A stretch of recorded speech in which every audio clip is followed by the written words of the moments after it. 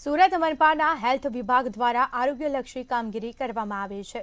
તો હેલ્થ વિભાગે આરોગ્યલક્ષી કામગીરી હાથ ધરી છે, જેમાં મેડિકલ રેપિડ રિસ્પોન્સ ટીમ દ્વારા આરોગ્યલક્ષી કામગીરી કરવામાં આવી છે।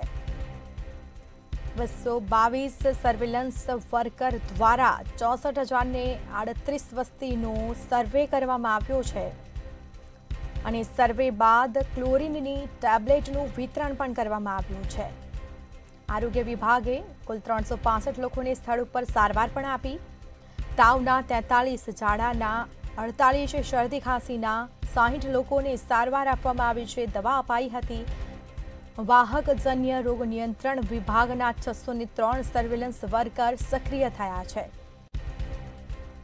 603 સર્વેલન્સ વર્કર દ્વારા કુલ 99,587 ઘરોનો સર્વે કરવામાં આવ્યો છે અને જે બીમાર છે તેઓને દવા અપાઈ હતી। તો મનપાના હેલ્થ વિભાગ દ્વારા આરોગ્યલક્ષી કામગીરી હાથ ધરવામાં આવી અને ઘરે ઘરે સર્વે કરી દવા પણ અપાઈ છે।